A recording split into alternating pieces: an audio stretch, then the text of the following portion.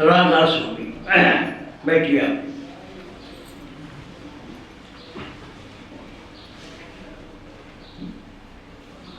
हिंदू धर्म में दो चीजों की परिकल्पना की गई है, कल्प वृक्ष की और कामधेनु की। कहते हैं कि कल्प वृक्ष है, स्वर्ग में है, उसके पास जाके जो भी इच्छा करो वो पूर्ण हो जाती है।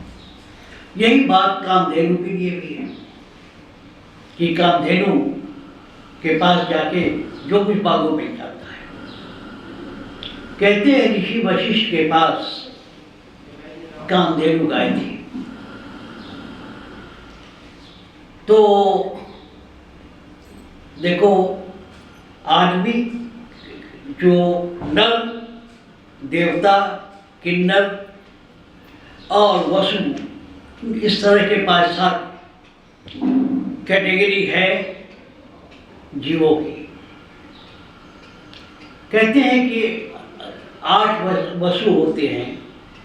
8 वसुओं को यह हुआ कि वशिष्ठ के पास कामधेनु है, इसको चुरा लिया जाए। चुरा लिया बात तो वशिष्ठ ने श्राप दिया कि जाओ तुम लोग पृथ्वी पर पैदा हो, आदमी पैदा हो।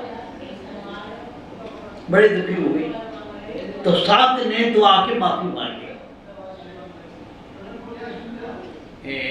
8 ने माफी मांग ली।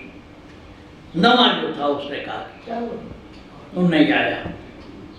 कहते हैं कि ये 8 अब ये होगा कि माफी मांगा तो पैदा कहाँ हो, तो ये होगा कि गंगा, ये वसु लोग हैं तो गंगा इनको जन्म देगी और वही शांतनु की बीवी हुई गंगा, और हर बच्चे को ले जाकर के पानी में डाला। 9वां बच्चा या 8वां बच्चा जब डालने जा रही थी तो धृतराष्ट्र से उसको मना कर दिया। उसने कहा तुमने टोक दिया, मैं जा रही हूँ। वो धृतराष्ट्र हुए, अरे वो नहीं, ये भीष्म का था। क्या भीष्म जी, भीष्म पितामह हो गए। वो भीष्म पितामह हुए और भीष्म पितामह बहुत दिनों तक जिंदा रहे। ये बात क्यों कह रहा हूँ, देवेंद्र जी चले गए, परसों चले गए। जिसके कर्म कम होते हैं उतने ही जल्दी मर जाता है। लंबी उम्र कोई बड़ी खास अच्छी चीज नहीं है। इस कथा से यही पता चलता है कि जिसके कर्म कम है वो जल्दी मर गया। इसी को अंग्रेजी में कहा गया है, whom God love more die young। जिन्हें परमात्मा बहुत चाहता है वो जल्दी मर जाते हैं। लंबी उम्र वालों को बड़े कर्म भोगने पड़ते हैं। मैं ये नहीं कहता कि लंबी उम्र वरदान नहीं है, लेकिन फिर भी धारणा ये है कि जो जितनी जल्दी अपने कर्म काट के चला जाए वो अच्छा है। देवेंद्र जी अच्छे आदमी थे और असमय चले गए। गृहस्थी उनकी एक अच्छी है और हम हृदय से उनको श्रद्धांजलि देते हैं। हम चाहते हैं कि हमारे सत्संगी भी जितने हैं वो उनको श्रद्धांजलि दें। देखो, सिर्फ सत्संग सुनने से बात नहीं बनती। आप सुन रहे हैं, घंटों सुन रहे हैं, एक पिकनिक हो गया है, क्या खाए पिए मिले जुले चले गए, इससे बात नहीं बनती। साधन करो, अभ्यास करो। साधन और अभ्यास की जरूरत है। हम कुछ लोग ऐसे हैं जिनको साधन की जरूरत नहीं है, जो ज्ञान मार्ग से निकल जाते हैं।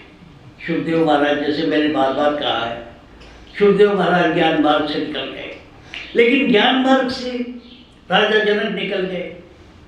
लेकिन बाकी साधारण लोगों के लिए अभ्यास की जरूरत है। सिर्फ ज़बानी दवा खर्च नहीं कि सुन लिया, कोई बातें अच्छी लगी, मन प्रसन्न हो गया, लोगों से मिले जुले चले गए, इससे बात नहीं बनती। साधन करो, अपने अंदर में बैठ करके साधन करो, अभ्यास करो,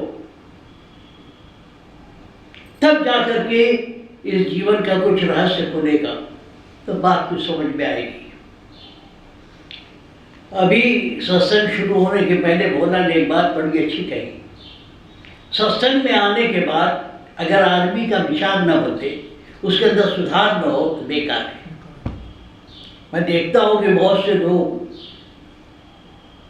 बड़े संयम से कह रहा हूँ, बहुत से लोग सिर्फ मेरा उपयोग इस बात के लिए करते हैं कि ये कह दे काम कुछ हो जाएगा। तो क्या है यार, इसके लिए सत्संग है? ये तो अवगढ़ सन्यासी भी कर लेते हैं। जो चाहिए वो ये कि तुम अपने आप जो रहस्य है जिंदगी का, कि हम क्यों पैदा हुए, कहाँ जाएंगे मरने के बाद, वो सीखो। कैसे हम जिंदगी में इस दुनिया में रहते हुए भी चोरी चमारी बदमाशी सब कुछ है, रोज अखबार भरे पड़े हैं, इसके बीच में भी हम शांत कैसे रह सकें? सब कुछ हमारे हिसाब से चलता नहीं है।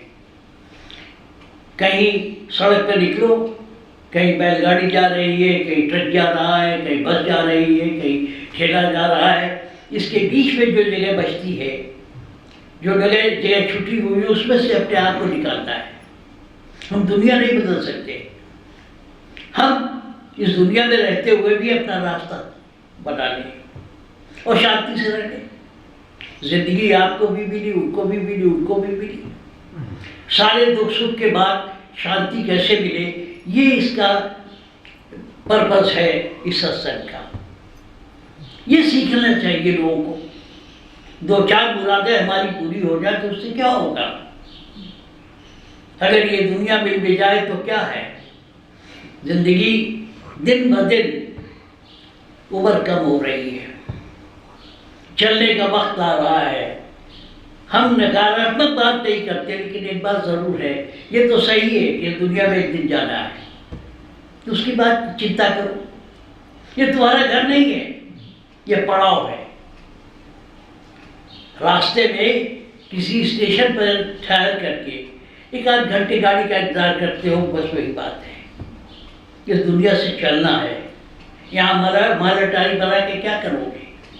हाँ, जिंदगी में तकलीफ नहीं होनी चाहिए, इतने ही इंतजाम हो कि आपको जिंदगी में तकलीफ ना हो। लेकिन अब यहाँ मांग के भी हम क्या करेंगे? राजे महाराजे चले गए, लोग चले गए, बस्तियां वीरान हो गई, क्या रह गई? उनमें से कुछ के नाम याद रखे हुए लोग सब चले गए। तो हमें इस दुनिया से कुछ लेना देना नहीं है, पड़ाव है। इसीलिए राधा स्वामी मत में निज धाम की बात करते हैं कि अपने घर चलना है। हम इतने जो सत्संग देते हुए होगा, मैं नकारात्मक बात करता ही नहीं, मरने की बात ही नहीं करता, लेकिन सच तो है, मरोगे।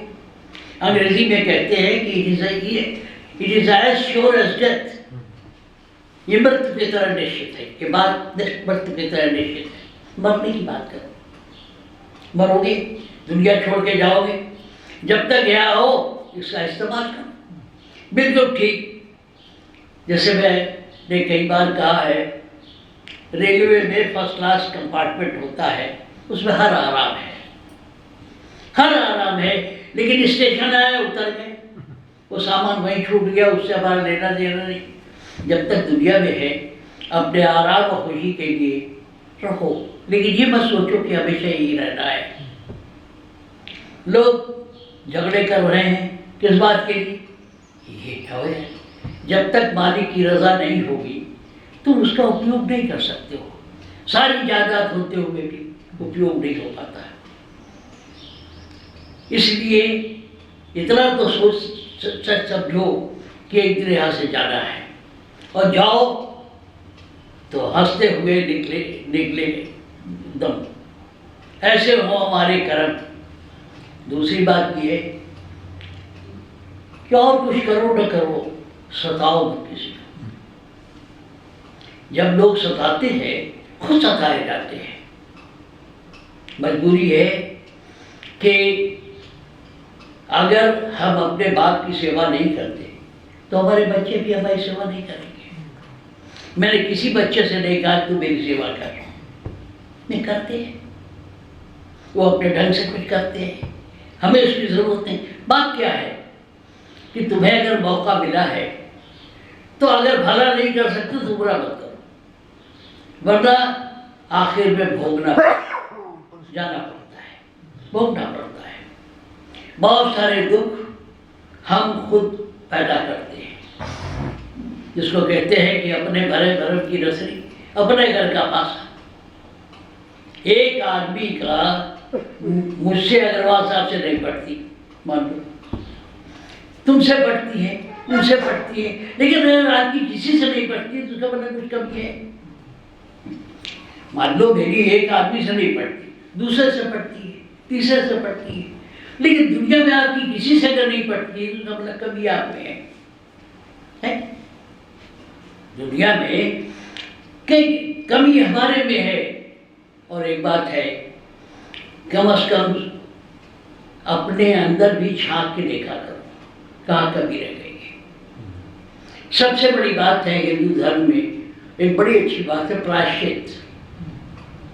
हम आदमी हैं, गलतियाँ होती हैं, बुरा भला होता है, जाने अनजाने होती है, हम चल रहे हैं, न जाने कितने जीव मरते जाते हैं पैर के नीचे। तो जाने अनजाने जो भी गलतियाँ हुई हो उसकी कम से कम शाम को माफी तो मांग लिया करो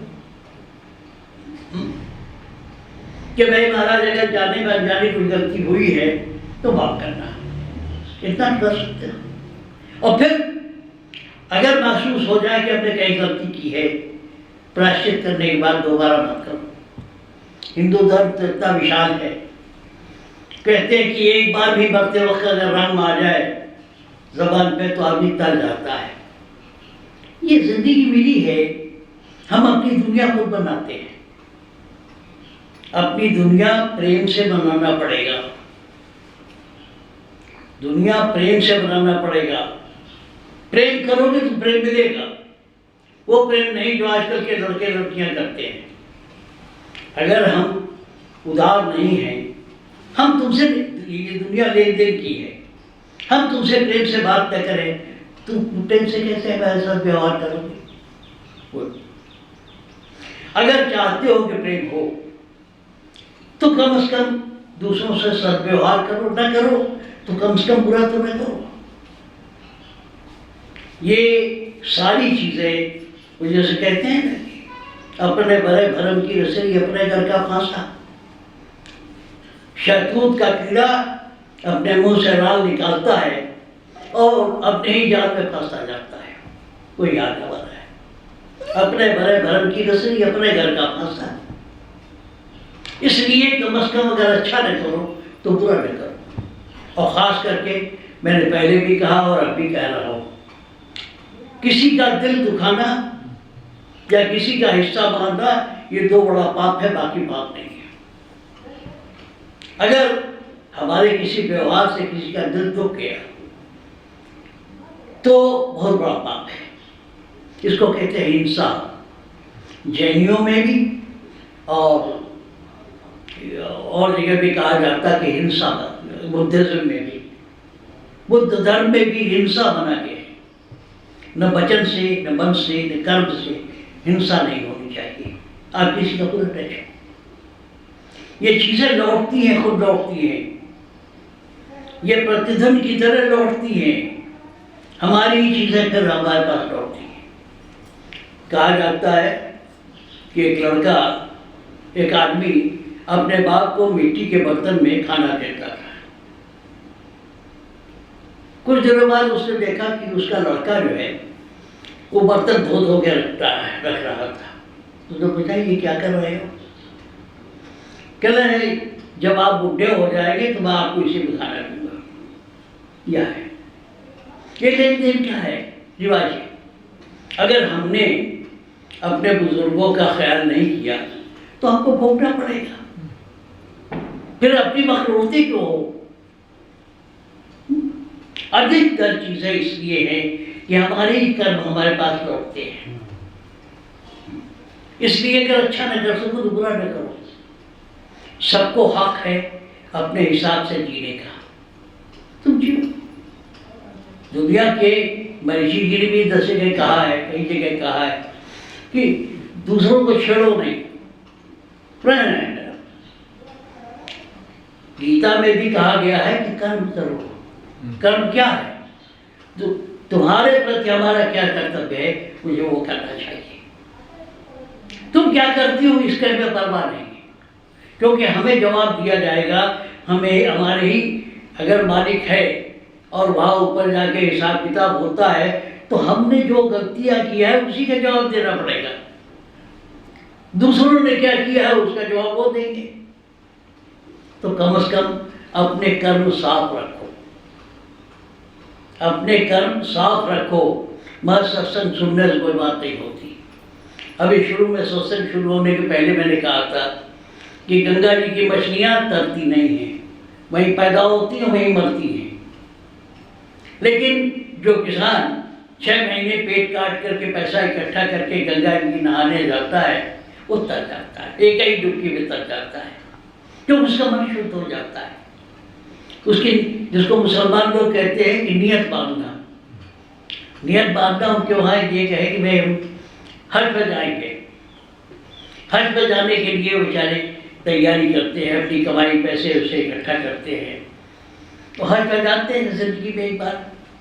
बहुत से लोग किसी वजह से बम्बई से आगे नहीं जा पाते, अरब नहीं जा जाते, मक्का मदीना नहीं जाते, उनको हाजिए बम्बा कहते हैं। जो बम्बई तक नियत बांध करके जाते हैं, आगे नहीं पहुंच पाते हैं, पासपोर्ट नहीं मिलता, वीज़ा नहीं मिलता, चाहे जो भी, उनको हाजिए बम्बा कहते हैं कि बम्बई तक तो हो आए हैं नियत बांध के। सवाल नियत का है। अगर नियत शुद्ध है तो बहुत ठीक है। कहते हैं कि मन चंगा तो कटौती में गंगा। एक हम लोगों को हाई स्कूल में कहानी पढ़ाई जाती थी, जो पहले भी बताया है, कि उसमें ये था कि एक आदमी को किसी ने कहा कि तुम गंगा नहा लो। तो मामूली समझ का आदमी था, देहात का आदमी था, गया, पूछा उसने गंगा कैसी होती है। उन्हें कहा गंगा बड़ा पानी होता है, ये होता है, होता है। तो बड़ा तालाब मिला उसके किनारे, वो 12 बरस तपस्या करता था। लगन कहा कि गंगा थोड़ा ही गड्डी है, एक गढ़ी है। खैर कर तो फिर गंगा कहा है, तो आगे बढ़ा, बताया लोगों ने क्या है, उससे बड़ी है। फिर नाले के किनारे तपस्या किया 12 बरस। फिर कोई राहगीर गुजरा, उसे कहा ये गंगा नहीं है, ये तो नदी का छोर है। फिर कहीं इससे बड़ी नदी होती है, उसका आर पार बहुत दूर दूर तक होता है, मीलों होता है। खैर किसी नदी नाले के किनारे बैठ के तपस्या किया। आखिर में उसकी मौत आ गई, मरने को होगा। लोगों ने कहा कि गंगा तो इससे बड़ी है। कहते हैं कि वो गंगा के किनारे पहुंच नहीं पाया, बूढ़ा हो गया था, उसके पहले ही मर गया। लिखने वाले ने लिखा चूँकि उसकी नीयत ठीक थी इसलिए गंगा के किनारे, गंगा में नहीं पहुंच पाया, फिर भी उसको स्वर्ग मिला। बात सवाल यहाँ नीयत का है। हमें मौका मिला है कि हम ये सत्संग किस लिए किया है। क्या मेरे बाल बच्चे यहाँ बैठ चलेंगे, या कोई संस्था चलेगी, या मरने के बाद कोई याद करेगा? कुछ नहीं। ये इसलिए कि हमारा भला हुआ है, चलो दरवाज़ा खोल दो, शायद औरों का भला हो जाए। तो ये सत्संग जो है इसीलिए है। हम भी 15 दिन इंतजार करते हैं कि कब सत्संग होगा, कि कम से कम सही गलत सोचने का एक मौका तो मिलता है। लेकिन हाँ हाल ये है, वो सूरदास ने कहा है, कै मुँह लय विनती करूं, लाज लगत है मोह। कै मुँह लय विनती करूं, लाज लगत है मोह। तो देखा था गुरु क्यों कैसे भाऊं, तो ये जानते हुए जो मालिक देख रहा है, भगवान देख रहा है, हमने बहुत से अवगुण किए, तो हम किस मुंह से माफी मांगे? सूरदास कहते हैं कि भगवान ये जानता था कि तुम देख रहे हो, फिर भी मैंने गलतियां की, किस मुंह से माफी मांगू। हाल क्या है, जब आदमी के पास सामर्थ्य होता है, शरीर में गर्म खून होता है, तो हम किसी की परवाह नहीं करते। कहते हैं ना कि ममता प्रभुता पाए काऊ बनना ही। मैंने अच्छी से अच्छी नौकरी की, फांसी देने की सजा की, हाथ में की थी फांसी देने की, लेकिन इसका ये मतलब थोड़ा कि जो भी हमारे मिजाज के खिलाफ हम फांसी दे दें। एक फांसी और एक आजीवन कारावास दिया इतनी बड़ी नौकरी में, वो भी मजबूरी में दिया। खैर, कहने का मतलब ये है कि हमें अगर हमारे पास हथियार है, धारदार हथियार है, तो हमें सोच समझ के खेलना पड़ेगा।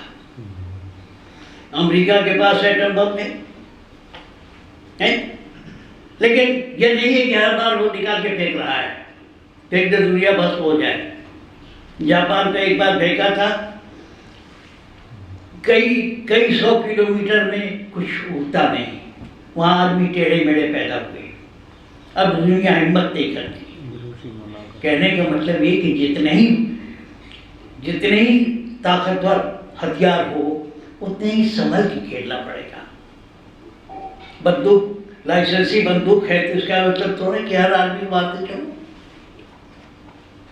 है अपनी हिफाजत पे रोको, अपनी हिफाजत के लिए इस्तेमाल करो।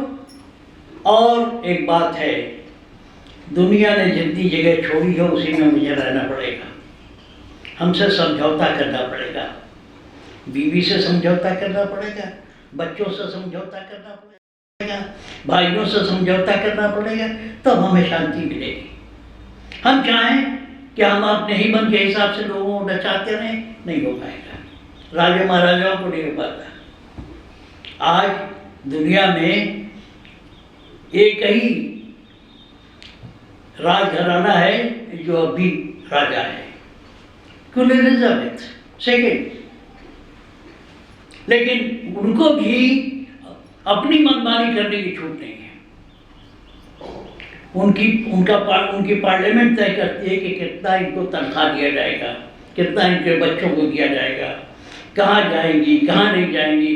वहाँ का जो इंस्पेक्टर है, इनकम टैक्स इंस्पेक्टर, एक बार कादम्बिनी में निकला हुआ था, उसने महारानी पर ऑब्जेक्शन लिखा कि फला समारोह में आप गई थी, आपने खजाने में से जेवर निकाला, पहन के गई, क्या मामूली जेवरात से काम नहीं चल सकता था? और आखिर में सारा ऑब्जेक्शन लिखने के बाद उसने लिखा, योर मोस्ट ओबीडियंट सर्वेंट, आपका आज्ञाकारी सेवक। वहाँ भी कहने का मतलब ये है, चेक एंड बैलेंस का सवाल है। हिंदुस्तान का जब संविधान बना, ये कानून का दायरा है, उसके बारे में हम नहीं कहना चाहते। प्रेसिडेंट प्राइम मिनिस्टर बनाता है, नियुक्त करता है, लेकिन अगर प्रेसिडेंट मनमानी करने लगे तो प्राइम मिनिस्टर उसको, प्रेसिडेंट को इम्पीच करा सकता है पार्लियामेंट में।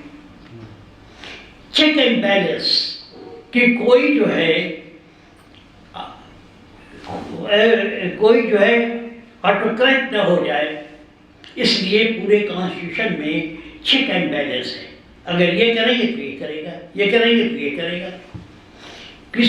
सबको आज़ाद कर दिया गया, कचहरियों को आज़ाद कर दिया गया कि अगर कोई गलती हो तो तुम देखो। पार्लियामेंट को आज़ाद कर दिया गया, तो इसका मतलब ये कि चपरासी से लेके प्रेसिडेंट तक हर आदमी बंधा हुआ है, हर आदमी बंधा हुआ है। प्रेसिडेंट प्रधानमंत्री को तो डिसमिस कर सकता है, लेकिन प्रधानमंत्री के पास अगर बहुमत है तो प्रेसिडेंट को पार्लियामेंट में बुला के उनको डांट सकते हैं, इम्पीच कर सकते हैं। इस तरह बनता है, हर आदमी एक दूसरे पर निर्भर है। पुराना ज़माना और था जब हम अकेले दूर रहते थे, हम किसी पर निर्भर नहीं करते थे। राजा लोग होते थे, वो किसी पर निर्भर नहीं करते थे, जैसी सोचते थे करते थे। अब नहीं ऐसा है। अब तो मामूली सी बात है, अभी बिजली वाला बिजली बंद कर दे, पानी वाला पानी बंद कर दे, हाहाकार बच जाएगा। ये आंदोलन हुआ अभी हरियाणा में, पूरी दिल्ली सूख गई, पानी ही नहीं पीने को, राष्ट्रपति को भी पानी पीने को नहीं है। कहने का मतलब ये है कि आज के ज़माने में हम अकेले नहीं रह पाते, हम एक दूसरे पर निर्भर हैं। हर अंग जो समाज का है वो एक दूसरे पर निर्भर है, निर्भर होकर चलता है। ऐसा नहीं है कि हम अपनी मनमानी कर सकें, मनमानी नहीं हो सकती। और दूसरी बात यह है कि अगर ज़िंदगी मिली है तो कम से कम हमें प्रायश्चित करना चाहिए। अगर जाने अनजाने कोई गलतियाँ होंगी तो करना चाहिए। और सबसे बड़ा पाप जो मैंने कहा, या तो दूसरे का हक मारना या किसी आदमी को सताना, तकलीफ देना। वो है ना कि वो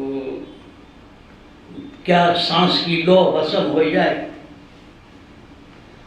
निर्बल कबून सताइए जाकी मोटी आग, लोह वसम हो जात है, क्या सांस है। कहने का मतलब ये है, लोहा तक जो है गल जाता है आग से। अभी अग्रवाल साहब भी यही कह रहे थे, कहने का अंदाज अलग अलग है लेकिन बात ये कही है भाई, जहाँ जरूरत न हो वहाँ जब आदमी के लिए और विकल्प हो और अल्टरनेटिव हो तो कोई ज़रूरी नहीं है कि हम ना दूसरों को तकलीफ दें। अगर हम कुछ और नहीं सेवा कर सकते, ये पंडित फकीर चंद ने मानव धर्म बनाया था, मानवता बनाई थी, मानवता की सेवा करना है। तो अगर हम और न कुछ कर सके, उदासीन हो जाए, पहमाई नहीं पड़ती तुमसे, हम नहीं बोलते तुमसे, तुमसे नहीं संबंध रखते, ये तो है, ये तो हमारे हक में है। लेकिन हम जानबूझ के तुम्हें तंग करें तो हम ये सोचो कि तंग होंगे। जब आदमी के पास पैसा हो, पद हो, जवानी हो, तो बड़े कम लोग हैं जो संयम में रहते हैं,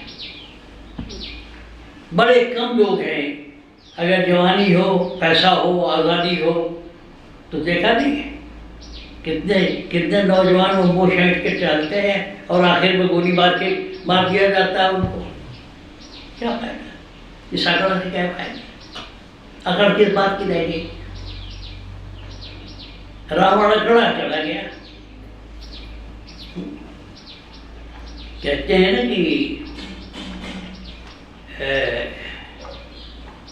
रावण ही जय संपदा, रावण ही शंभु दिए 10 बात, जय संपदा विभीषण ही सकुचि दीन रघुनाथ। जिस सोने की लंका को रावण ने 10 बार सर काट के शंकर जी के सामने बलिदान किया और उसको एवज में सोने की लंका मिली, उसको श्री राम ने विभीषण को दे दिया और कहा कि विभीषण तुम्हारी सेवा के एवज में मैं कुछ दे नहीं पा रहा हूँ।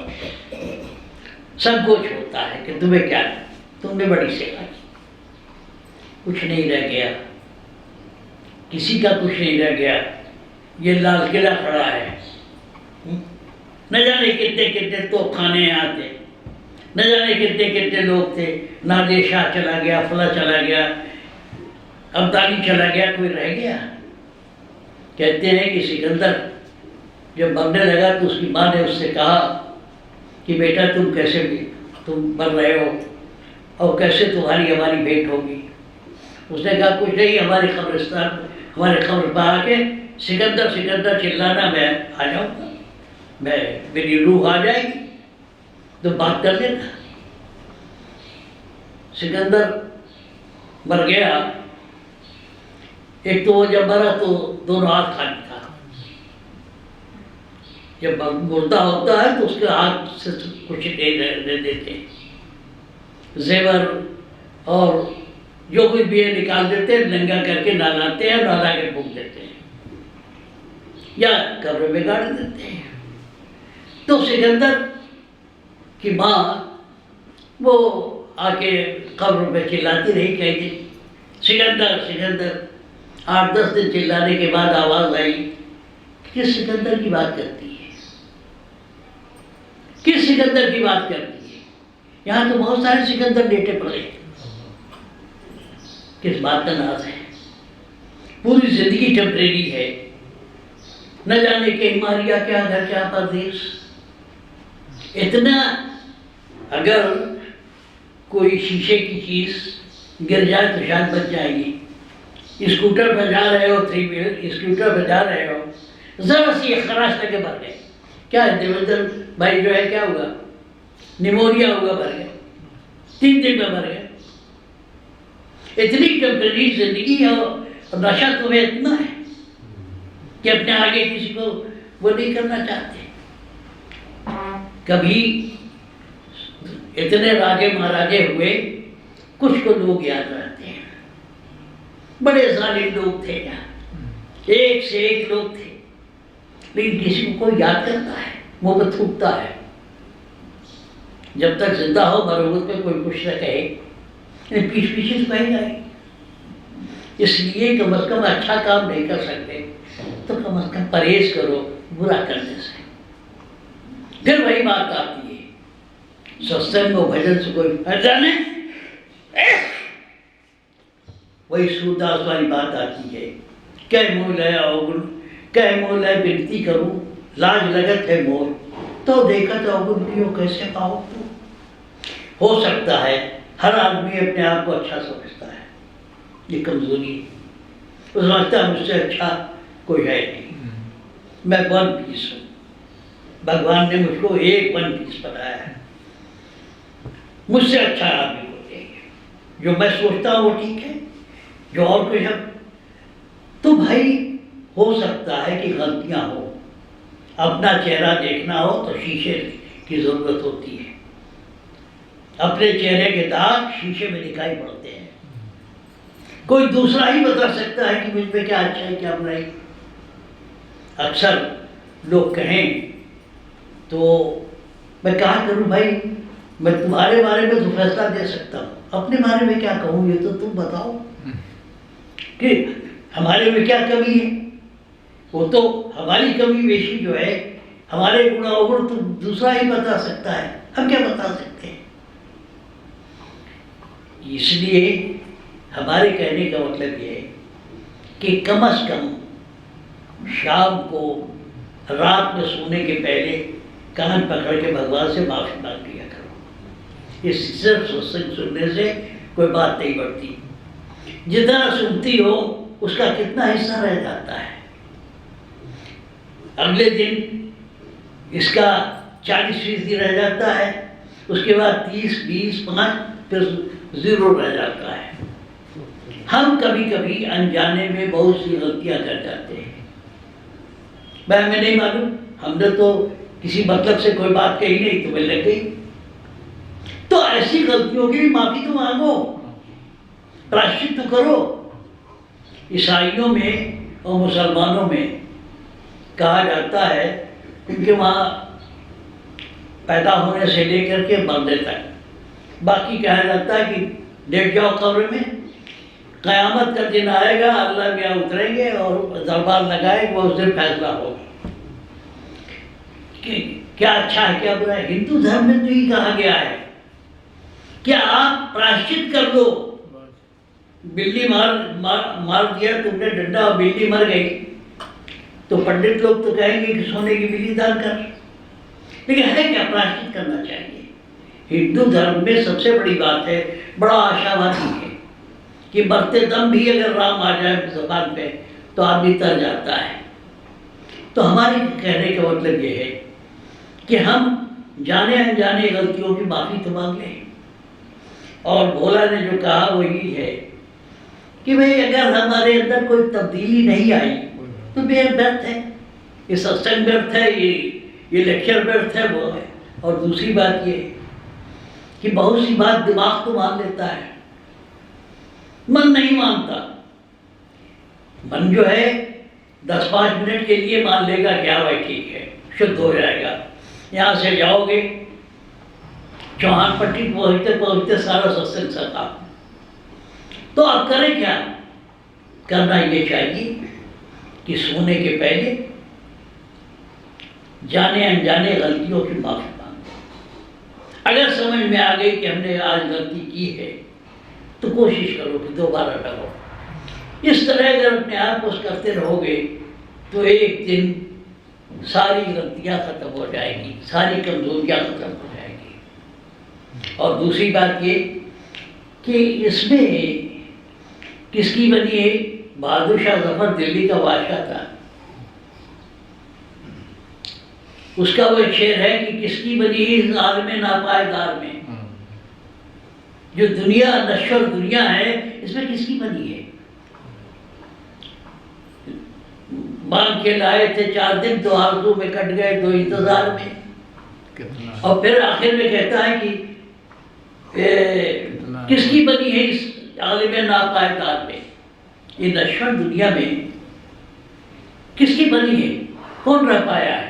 आखिर में रो के रंगून में अंग्रेजों ने पकड़ के बंद कर दिया और वहाँ आँख फोड़ दी तो जेल में हो जाता है। किसकी बनी है इस आलिम नापायदार में? अरे टेम्परेरी दुनिया है, देखते देखते वो देखते देखते खूबसूरत से खूबसूरत आदमी बदसूरत हो जाता है।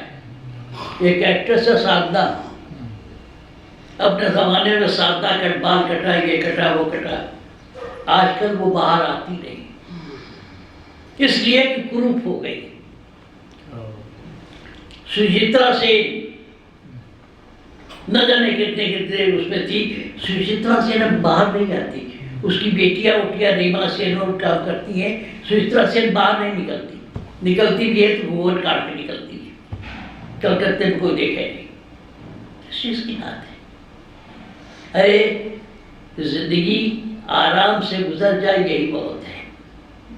पैसे वालों को भीख मांगते देखा, बड़े से बड़े जवान, वही मैंने कहा ना कि साधना और सुचित्रा सेन पब्लिक में बाहर नहीं आती।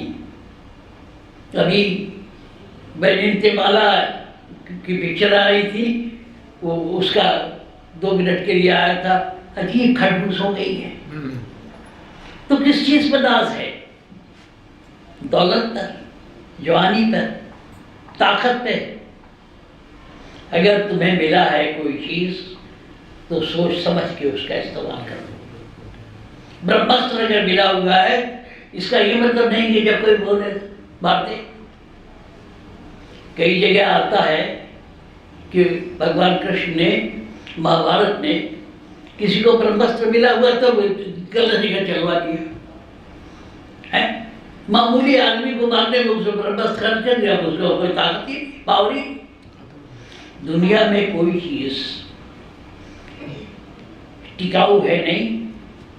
इस दुनिया में यानी वो क्या है, दुनिया में हर चीज़ को फानी देखी, फानी माने नाश होने वाली, दुनिया में हर चीज़ को फानी देखी, जो जाके न आए वो जवानी देखी, जो आके न जाए वो बुढ़ापा देखा, जो जाके न आए वो जवानी देखी। इस दुनिया में हर चीज़ फानी देखी, नाश होने वाली। जो आके न जाए वो बुढ़ापा देखा, जो जाके न आए वो जवानी देखी। क्या है? एक मुसाफिर खाना है, जब तक हो आराम से रहो, बस इतना काफ़ी है। लेकिन कोई नहीं रहा, न सिकंदर रहा, न कोई रहा, एक से एक नेपोलियन बोनापार्ट चला गया, फला चले गए, हिटलर चला गया, सब चले गए, एक से एक चले गए। हम तुम किसके के बुरी है? इसलिए अपने इश्क के सामने कम अज़ कम 9 नंबर हो, माफ़ी मांगो अगर गलती की हो। बाइबल और कुरान में ये लिखा जाता है कि हम पापी हैं, हमारे पाप को माफ़ करने के लिए पैगंबर उतरते हैं। हिंदू धर्म में पापी नहीं मानते हैं, वो ये कहते हैं कि भगवान तुम अच्छे हो, तुम सारे शांति और सुख देने वाले हो, इसलिए तुम्हारी पूजा करते हैं। मुसलमान क्या कहते हैं, ईसाई क्या कहते हैं, क्या पापी है, हमारा पाप माफ करने के लिए ईसा चढ़ गया सूली पे। तो कंसेप्ट में गलत कमी है। कहने का मतलब ये कि अपना राज हो, दुनिया से पंगे क्यों लेते हो? तुम्हारी जिंदगी खुशहाल हो। एक बात और भी कहना नहीं चाहिए, काफी हद तक खुश हो। 2-4 बीमारियां हैं फिर भी खुश हो। कारण क्या है? कारण ये है कि अपने चारों तरफ कम से कम खुशी का वातावरण रखो। कहते हैं ना कि laugh and the world will laugh with you, weep and weep alone. कुत्ता भी जहाँ बैठता है अपनी दूध से साफ करके बैठता है। हमारा फर्ज है कि कम से कम जहाँ हम हैं वहाँ अच्छे रेडिएशन बिखेरते रहें। अगर हम गलत और निगेटिव रेडिएशन बेर करते रहेंगे तो आखिर में खुद परेशान हो जाएंगे, खुद परेशान होंगे। हमारी परेशानी का कारण ज़्यादातर यही है कि भाई शहतूत के कीड़े की तरह अपनी राज निकाल के अपने ही फंसे हुए हैं। और फिर हमारा मतलब क्या है? अरे भाई, लड़कों को पैदा कर दिया, मजबूरी थी। उस वक्त हम अपने आप को रोक नहीं पाए, बाल बच्चे पैदा हो गए, अपने ठिकाने आ गए। पूछे ना पूछे, हमारा क्या मतलब? एक स्कूल में मास्टर पढ़ा रहे थे अपनी कुर्सी पर, तख्ते के ऊपर कुर्सी रखी हुई, मास्टर सो रहे थे और लड़के जो है वो अपना कागज़ का जहाज बना के एक दूसरे पर फेंक रहे थे। इंस्पेक्टर आ गए, उन्होंने कहा मास्टर साहब, आप बैठे हुए लड़के शोर कर रहे हैं, बदमाशी कर रहे हैं, आपकी परवाह नहीं करते? तो मास्टर ने कहा अगर ये ससुरे हमारी परवाह नहीं करते तो हम इनकी कौन सी परवाह करते हैं? अरे भाई, बाल बच्चे ठिकाने लग गए, अब अगर वो परवाह नहीं करते तो हम उनकी परवाह क्यों करें? हम अपने आराम का ख्याल देखें, अपनी सहूलियत का ख्याल देखें। और आराम का भी हाल क्या है? रसगुल्ला मुझे बहुत अच्छा लगता है, मान लो, और हम 2, 4, 5, 6 खा लें, उसके बाद क्या होगा? हमारा ही सिस्टम बिगड़ जाएगा। चीज़ें जो हमें अच्छी लगती हैं, अगर हम वाकई अपने मन के हिसाब से खा लें तो अगले दिन से पेट भरना शुरू हो जाएगा। इसलिए हमें जो चीज़ें मालिक ने दी हैं उसका सदुपयोग करना चाहिए, दुरुपयोग नहीं, है क्या? मालिक ने तो अपनी तरफ से सारा इंतजाम रखा कि हम सुखी रहे, लेकिन हम अपनी नासमझी में दुख लपेटते गए। और ये भजन और सत्संग इसीलिए है कि तुम्हें समझ आए और तुम्हें शांति मिले। दुनिया की सारी दौलत मेरे पास नहीं हो सकती, सारी ताकत नहीं हो सकती। जो ऑटोक्रेट्स हैं वो आखिर में रोते हुए गए। इस दुनिया से बड़े बड़े आताताई रोते हुए गए हैं। तुम इस तरह चलो, हंसते हुए निकले दम। तो कहते हैं ना, 2 आँखें 12 हाथ पे गाना है कि ऐ मालिक तेरे बंदे हम, ऐसे हो हमारे करम, हंसते हुए निकले दम। अबे चलना है, उसकी बात सोच, अपना हिसाब किताब कर लो, जो तुम्हारी ड्यूटी है कर लो। अब चलने का वक्त आ रहा है। हम लोग तो करीब हैं, तुम लोग जवान हो, अभी न जाने उम्र लंबी हो। देखो ना कितनी टेम्परेरी जिंदगी है। देवेंद्र जी चले गए, अच्छे खासे आदमी, जवान आदमी, 45-50 के आदमी रहे होंगे, कच्ची गिरस्ती। दुख इसका है। हमें माँ मरी, बाप मरे, कोई मर जाता है, वक्त से मर जाता है, दुख नहीं होता। लेकिन अगर अकाल मृत्यु हो जाए, कोई कच्ची गिरस्ती में चला जाए तो दुख उसका होता है। अब तब से हमें चिंता है कि उनकी लड़की भी 17-18 की होगी, है 16 की होगी, 15-16 की होगी।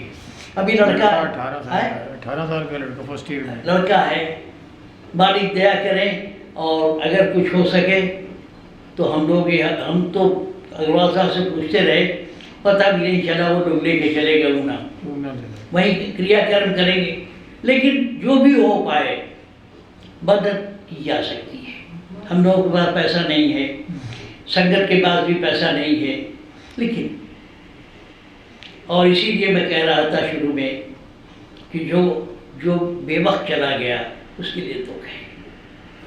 आज का सारा सत्संग देवेंद्र जी को श्रद्धांजलि है।